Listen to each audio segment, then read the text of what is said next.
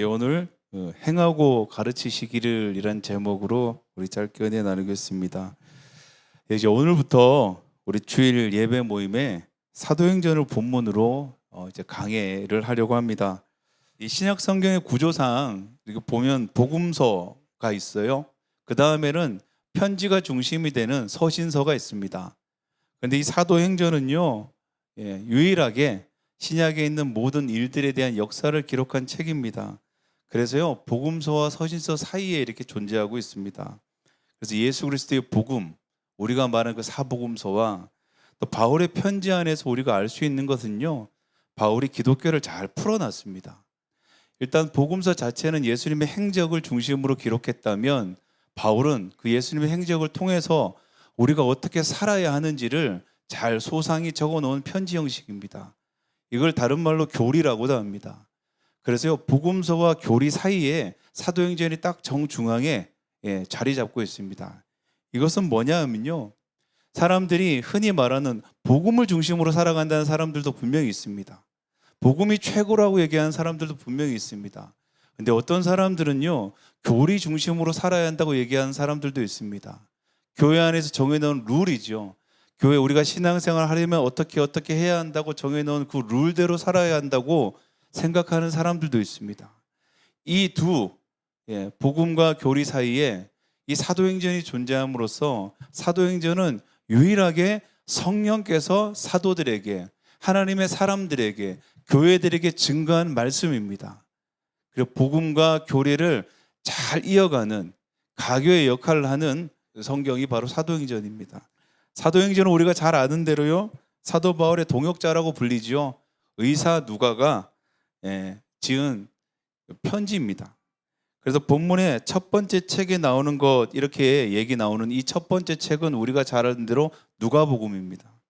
그래서요, 누가복음과 사도행전은 동일하게 데오빌로라는 사람에게 보내는 편지의 형식으로 나옵니다. 이것을 두고 데오빌로가 누구인지를 사람들이 많이 고민하고요, 또 여러 학설에 어느 누구다 얘기하는 것이 있지만 어느 하나 정확한 것은 사실 없습니다. 그런데 확실한 것은요, 사도행전이든 누가복음이든 이 복음서와 서신서, 이 역사서를 받아들고 읽는 모든 사람들이 다 데오빌로라는 것입니다. 누군가에게 보내는 편지 형식으로 쓰였다는 것은요, 그걸 받아보는 사람이 주인공이라고 얘기하고 있습니다. 오늘 우리가 사도행전을 본다면, 우리가 누가복음을 펼쳐본다면요, 오늘 그 편지는 우리를 향한 하나님의 말씀, 성령께서 우리에게 주시는 하나님의 말씀이 될 줄 믿습니다. 사도행전 1장 1절에서 5절 내용은요, 우리가 보던 대로 앞전에 보냈던 첫 번째 편지죠. 누가복음의 내용을 딱 정리해 놓은 사실 서문이에요. 그래서 사도행전 1장을 가만히 보면요, 사도행전이 전체적으로 어떻게 쓰였고 왜 쓰였는지가 정확하게 나와 있습니다. 근데 책을 읽는 가장 효과적인 방법은요, 책을 펼치면 제일 먼저 서문, 우리 머릿말이라 그래요. 서문을 읽는 게 제일 중요합니다. 사도행전은요, 1장 1절 2절을 통해 가지고요, 그 앞전에 쓴 편지죠, 누가복음의 내용을 딱 정리해 놓고 있습니다.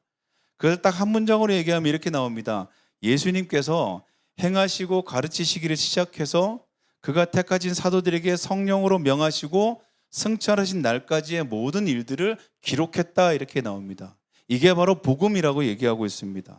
그걸 한마디로 요약하면 뭐냐면요, 예수님의 삶의 기록이라는 거예요. 그런데 오늘 정말 중요한 게 나옵니다. 누가복음의 전체적인 내용을 누가가 정리하는데요, 행하시며 가르치셨다, 이렇게 얘기하는 거예요. 가르침보다 행하신 것이 먼저 되었다고 누가가 얘기하고 있습니다. 예수님의 가르침의 능력이요, 이 행하심에 있다고 정확하게 얘기하고 있는 거예요. 예수님께서는요, 우리 가운데 복음을 설명하지 않으셨습니다. 하나님 나라를 증거하셨지만 복음을 가르쳐 주시지도 않았습니다. 복음은 어떻게 가르쳐 주셨습니까? 그분의 삶으로 가르치셨습니다. 제가 처음에 얘기했죠. 복음서와 교리서 사이에 사도행전이 있는 것은, 이 복음은 교리로 완성되지 않는다라는 거예요. 복음은 우리가 알고 있는 신앙의 여러 가지 행동, 우리가 말하는 신앙의 여러 가지 이론, 신앙의 여러 가지 규범으로 완성되지 않는다라는 거예요. 복음을 정확하게 드러낼 수 있는 것은 복음으로 살아가는 사람들이라고 얘기하는 거예요. 예수님은 하나님이십니다. 근데 그분이 육신을 입고 먼저 우리 가운데 오셨습니다. 그분이 오시는 것이 복음이지만 복음을 설명하지 않으시고 그분은 진짜 사람의 몸을 입고 이 땅에 오셨습니다. 그리고요, 그분은 인간들 사이에 들어가셨습니다. 존귀한 왕은 사람들 사이에 있지 않고요, 저 높은 왕궁에 있습니다. 저 높은 산에 있습니다. 사람들과 어울리지 않습니다. 섞이지 않습니다. 근데 예수님은 인간의 몸을 입고 인간 사이에 들어가셨습니다. 먼저 들어가셨습니다. 우리가 말하고 있는 죄인들 사이에 그분은 계셨습니다. 그리고 그분은 우리와 이어지기 위해서 세례자 요한 앞에 무릎을 꿇고 먼저 세례를 받으셨습니다. 그래서 복음이 시작하는 모든 곳에요, 예수님이 먼저 행하신 일들이 이렇게 기록되고 있습니다. 한 번도 복음을 가르친 적 없이 예수님께서는 그의 삶을 통해서 복음을 증거하셨다라는 거예요. 먼저 행하셨다고 얘기합니다. 우리가 교회를 얘기하면 헬라어로는 에클레시아 이렇게 얘기합니다. 이걸 한문으로 번역하면서 가르칠 교자의 모일회, 그래서요 가르치는 모임이라고 우리가 이렇게 번역을 했습니다. 그러다 보니까요, 우리는 교회라고 얘기하면 가르침이 우선되는 곳, 배우는 곳이라고 자꾸 생각이 돼요. 그래서 믿지 않는 사람들도 대부분 교회에 대한 이미지가 어떻습니까? 가르치는 곳이라고 연상됩니다.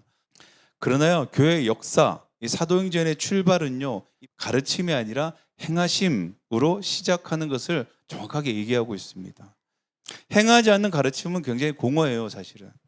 행함이 없는 가르침은요, 말만 남는다 그러죠. 이 말을 뭐라 그럽니까? 잔소리라 그래요, 그죠? 요즘 이제 젊은 우리 부모들, 젊은 부부들, 어린아이의 자녀 이 교육에 굉장히 관심이 많아요. 공부도 마찬가지겠지만 뭐 인성이나 교우관계, 신앙, 이 여러 가지가 정말 바르고 잘 되기를 이렇게 소망을 해요, 그죠? 우리 교회도 지금 개척한 지 아직 1년이 되지 않아서요, 이 교회 학교를 만들어서 운영할 형편은 사실은 못 됩니다. 그래서 어린 자녀들을 데리고 오는 이 부모님들을 보면 참 미안할 때가 많이 있어요. 아이들을 수용하고 또 가르치고 할 수 있는 여력이 되지 않기 때문이에요. 그런데 한 번쯤은 우리가 좀 생각해 볼 필요는 있습니다. 이게 뭐냐 하면 교회 학교라는 것을 운영하는 그 방식을 한번 생각해 볼 필요가 있습니다. 지금 요즘 어떻습니까? 교육, 특히 학교 어떻습니까? 학교의 한계를 지적하는 소리들이 굉장히 많이 나와요, 그죠? 대한민국 교육이 막 죽었다는 얘기도 사실 많이 들려와요, 그죠?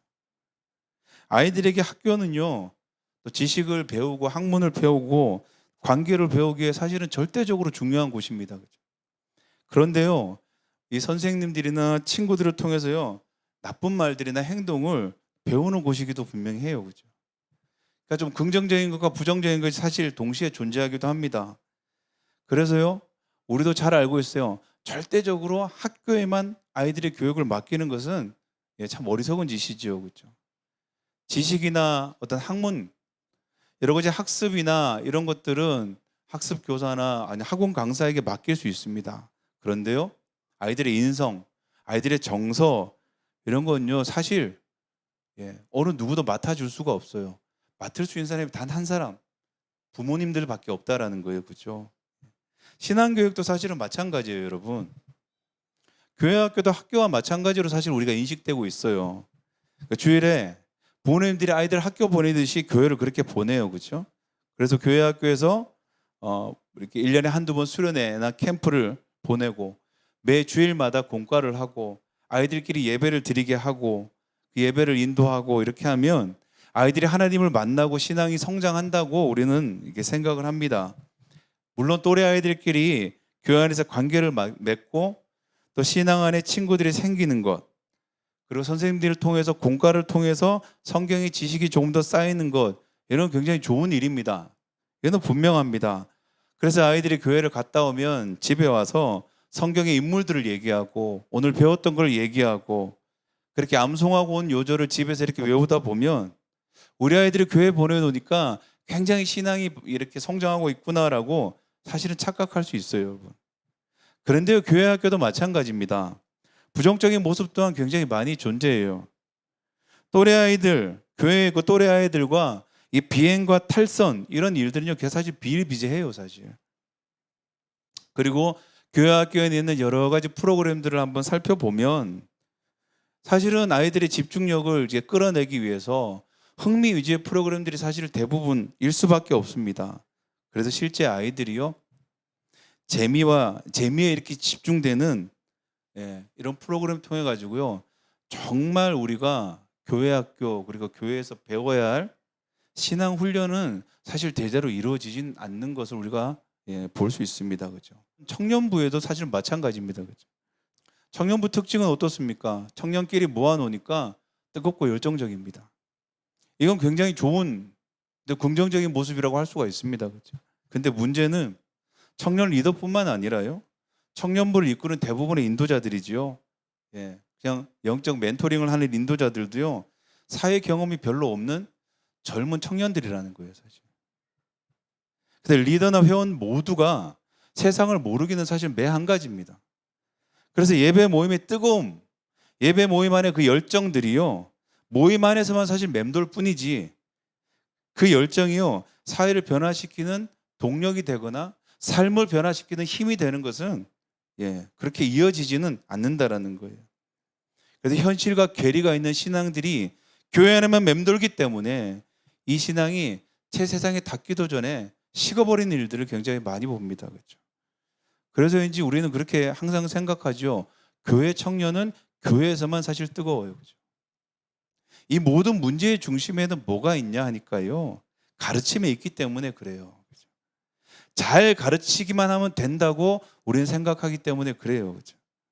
그런데 우리가 지금껏 살펴봤던 것처럼 가르침이 문제가 아니고요, 그렇게 살아가는 사람들, 행동하는 사람들, 행동을 보여주는 사람들이 없어서 그래요. 그죠? 또 보여준다면 잘못 보여줘서 그래요. 그죠? 여러분, 실제적으로 저도 아이들을 이렇게 보지만 아이들은 잘 모른다고 생각할 때가 있어요. 그런데요, 아이들이 모르지가 않더라고요. 아이들은 어른보다 더 잘 알아요. 더 잘 봐요. 그리고 제일 무서운 거는 더 잘 기억해요. 우리도 어릴 때 생각해 보세요. 상처받았던 거 안 잊어버려요. 다 기억해요. 제가 젊은 부부를 한 2년간 담당할 때가 있었습니다. 그때 유독 그 교구에 있는 어린 자녀들이 저를 무척 많이 따랐어요. 근데 아이들이요, 이런저런 얘기를 들어주고 자기네끼리 하는 얘기를 이렇게 들어보면요, 그 집에 어떤 일이 있는지 대부분 알아요. 우리는 아이들이 모른다고 생각하잖아요. 부모님들의 행동, 가정에 일어나는 모든 일들, 부모님들이 자녀들에게 그래도 알려지면 안 되겠다 싶어서 감추는 모든 일들은요, 애들이 다 알고 있어요. 알려고 아는 것이 아니라요, 아이들의 이야기 안에 다 담겨 있어요. 아이들이 이런 것까지 보고 있었구나. 아이들이 이런 것까지 알고 있었구나. 알지 말아야 할 것까지 알고 있었구나. 그렇게 그 아이들 눈에 비춰지고 있구나. 우리는 모른다고 생각하지만 아이들은 다 알고 있어요. 그죠? 모를 거라 생각하고 무심코 했던 부모님들의 그 행동들과 말들은요, 아이들의 기억과 마음 가운데 다 담겨져 있어요. 그때 알게 됐어요. 아이들은 다 아는구나. 정말 우리의 삶이요, 우리의 행동 하나하나가요, 조심해야 되는구나를 깨닫는 시간들이었어요. 또요, 아이들은요, 행동을 따라하면서 배운다는 걸 또 깨달았어요. 보면 신실하고 열정적으로 예배드리는 부부가 있었어요. 참 예배드리는 모습이 참 아름다웠습니다. 그런데요, 그 집에서 저녁 구역 모임을 할 때가 있었어요. 저와 함께 구역 예배를 드리는데요, 집에서 저녁에 드리다 보니까 큰 소리로 찬송할 수 없어서 찬송가 2곡 정도 부르고 예배를 하는데요, 찬송가 2곡 부르는데 그 6살짜리 아이가요, 둘러 앉아서 찬양하는 그 자리에서 손을 들고 찬양하고 있는 거예요. 그 구역 예배 안에서요. 그 아이가 뭐를 알아서 손을 들고 찬양을 할까요? 그 아이가 무슨 임재가 있어가지고 그때 손을 들고 찬양할까요? 부모님이 예배하는 모습을 계속 봐왔던 거예요. 노래하는 모습, 찬양하는 모습을 봤던 거예요. 그리고 찬양을 하니 자기도 손을 들고 찬양하고 있는 거예요. 그 모습이 보기 좋았던 것 같아요. 그래서 그 아이가 그 모습, 그래서 그 아이 이렇게 찬양할 때마다 이렇게 한 번씩 봐요. 주일 예배 때도 보고 어릴 때도 이렇게 봐요. 어김없이 찬양할 때마다 손을 들고 기도할 때 손을 모으고 때로는 무릎을 꿇고 가르쳐서 될 일이 아니라고 저는 알아요. 그렇게 예배드리는 부모님과 함께 있다 보니 그 모습이 보기 좋았던 것 같아요. 그렇게 예배를 드리고 있더라고요. 그죠? 누군가에게 폭언을 하는 아이가 있어요. 욕설을 하는 아이가 있어요. 폭력을 쓰는 아이가 있더라고요. 어김없이 그렇게 하는 모습을 배웠던 것 같아요. 아이들이 책을 읽지 않는다고 하소연하는 부모님들도 있어요. 이유는 한 가지잖아요. 부모님이 책을 안 읽어서 그래요. 보면 부모님이 책을 읽고 부모님이 집에서 공부를 하고 있잖아요. 아이도 집에서 공부를 해요. 참 신기합니다. 아이들이 뭘 알아서 공부할까요? 그냥 그 모습이 좋아서 공부를 하는 거예요. 그 모습이 좋아서 책상에 앉아서 쓰는 것이 멋있어 보여서 계속 쓰고 있는 거예요. 그렇죠? 그래서 우리는 사실 걱정할 게 없어요. 우리 아이가 인터넷에 빠졌어요. 우리 아이가 뭐에 빠졌어요. 우리가 행동으로 우리의 삶을 점검하기 시작하면요, 우리를 따라 배우는 사람들은요, 우리를 따라하게 되어 있습니다. 고치게 되어 있습니다. 교회 학교를 지나간 이제 청년부로 올라가는 대부분의 청년들이 교회를 떠나는 이유가 사실 뭘까라는 거예요. 남아있을 이유가 사실 없어서 그래요.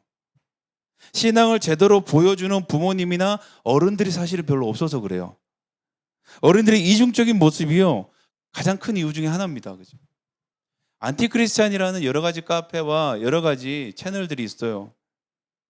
거기에서 나오는 그렇게 교회를 비난하고 교회를 헐뜯는 사람들은요, 대부분 독실한 크리스천 가정의 자녀들이에요.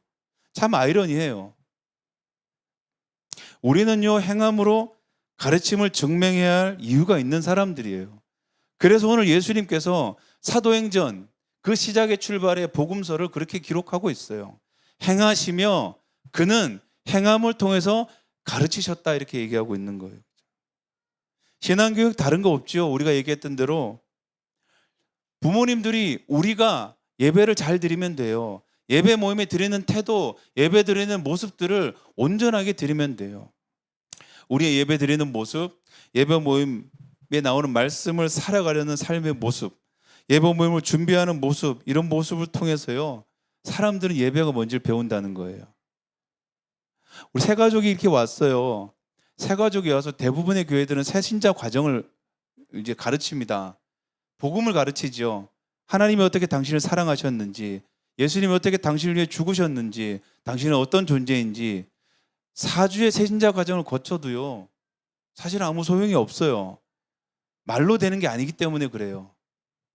그 사람들이 실제적으로 어떤 이끌림을 통해서 이곳에 왔을 거예요. 우리가 저번에 함께 만났던 것처럼 향기가 있어서 왔을 거예요. 아름다운 모습이 있어서 교회에 왔을 거예요. 이곳에 있는 누군가가 그 향기를 그에게 전해줬을 거예요. 그래서 이 자리에 오게 되는 거예요. 와서 앉아서 그가 무엇을 배우겠습니까? 설교 말씀을 통해서요? 새신자 과정을 통해서요? 저는 아니라고 봅니다. 우리의 모습을 통해서, 우리의 삶을 통해서 분명히 복음은 향기로 또 흘러갈 것이라고 저는 확신합니다. 그렇게 일어났던 역사가요, 오늘 우리가 시작하는 사도행전의 역사, 사도행전의 출발, 사도행전의 시작이라고 얘기합니다. 진짜 우리뿐만 아니라요, 우리가 계속해서 얘기하죠. 다음 세대 얘기합니다. 우리는 그 신앙의 유산을 전해줘야 됩니다. 2000년부터 그 신앙의 유산이 우리 가운데 온 것처럼요, 우리는 또 그 신앙의 유산을 주님 오시는 그날까지 우리의 다음 믿음을 가지고 가는 세대들에게 전달해줘야 할 의무가 있는 사람들이에요. 정말 신앙의 유산이 뭡니까? 하나님은 분명히 살아계시고 그분의 살아계심을 우리가 확신한다면 우리가 그 말씀 앞에 우리의 영혼이 온전하게 순종하고 온전하게 순복하는 것, 그것을 우리는 전해줘야 된다는 거예요. 그분은 우리를 사랑하시고 우리와 친밀한 분이시지만 그분은 절대자시며 창조주시라는 걸, 그죠? 우리의 삶의 모든 부분이 그분 안에 속해 있고 우리의 삶이 그분의 계획 안에 이어져 있고 우리는 그분께 모든 것을 의지하며 그분과 함께 오늘도 살아간다는 것, 그리고 그것이 말이 아니라 행함으로 온전해지는 것을 보여줄 수 있는 우리가 되기를 정말 간절히 축복합니다. 가능한 우리 예배 모임은요, 자녀들과 함께 드리는 예배가 됐으면 참 좋겠습니다.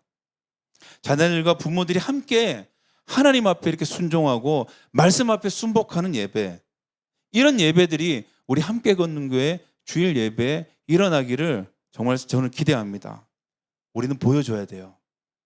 우리 부모님들, 우리 믿음의 세대들, 믿음의 선배들, 믿음을 먼저 믿은 자들, 먼저 오늘 성경이 말하는 택하심으로 세움받은 자들은요, 보여줘야 됩니다. 예배가 무엇인지를 우리의 모습을 통해서 보여줘야 됩니다. 우리가 주님 앞에 정말 온전히 순복하며 말씀 앞에 순복하며 그렇게 본을 보일 의무가 우리 가운데 있다라는 거예요. 그리고요, 그렇게 새로 주님을 영접하는 영혼들, 우리의 귀한 아이들, 그리고 믿음이 연약한 자들은요, 그런 예배 드리는 선배들의 모습이죠. 예배 드리는 하나님의 사람들의 모습을 볼 권리가 있습니다. 여러분. 주께서는 그렇게 우리 가운데 오셨고 그렇게 우리 가운데 행하셨습니다. 사도행전의 첫 시간입니다. 행함으로 가르침을 나타낼 수 있는 한 주가 되기를 간절히 축복합니다. 기도하겠습니다.